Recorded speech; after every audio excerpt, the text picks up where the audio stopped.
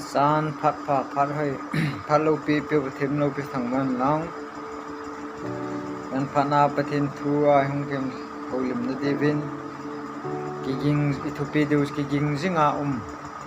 ding ti he Bible chang theo bung som ni langa chang som le thum na he ga simiti we je chun kiging zingin umun je ina metile an pole ni tan ta chu nang hon he po we Bible thing sura pathin chan chan khat thei bu pe hon lang so piul nau te ho tu dan phanen gil tan ge re te phal le ni dan hello chi chu tarik chu zal la kain ko be hi kale se in ko alo la ka in sung alo ka ji ka sa ka dam kum thung de chu za chu chan chu ka dam thi koi ma cha ni he thi po he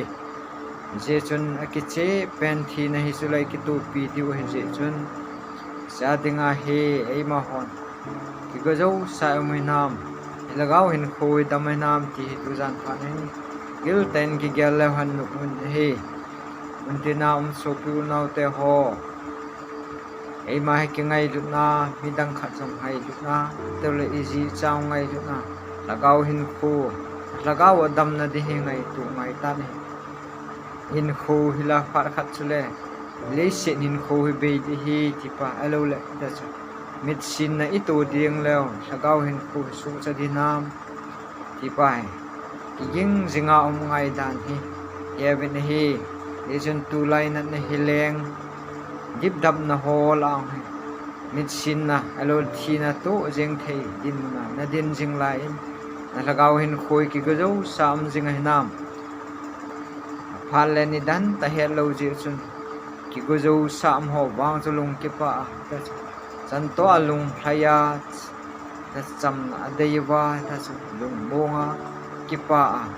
ama thangwa jinga ta ama hong na ding lam tu hello le ama lam kat singa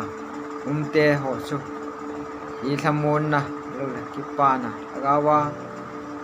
anei te diu jong ta san ji chun ul nau su pi ul nau te bil ten gelo hi phal le ni dan hello je chu ki ging singa ai mai na ni tin nya ina to nau hi sa kai hello le ta chu ilam zo se to tham na wa ni khat sung se ki man san pung ka khat be ma hin na thu pha tau na jin ho ta samai cham sima ji cha lagaw lama adam na ding ai tau jing mai tan ejin ibol lo khat no bol mai hal le ni khu he dang lam tul tu tan ei ma ho jong hin ibol lo khat iga bol alo jing ka an tau na alo le an sung ki khop na ho ti la bol khalo hon bol ngai tan alo la ti la pa khom khalo hon ki khom ngai tan amma ai ki tu lu thu lo ai chu pale ni ko he dang lam tul jeng tan he isen lagaw hin ku su chan ni pale ni dan he thei lo chu ki ging jing ki ko jo se di ma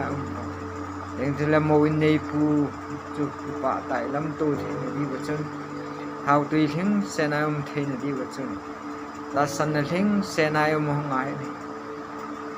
lei gamen kal khat se la shapna duam na gam hi lei sit len na kap sit na gam hi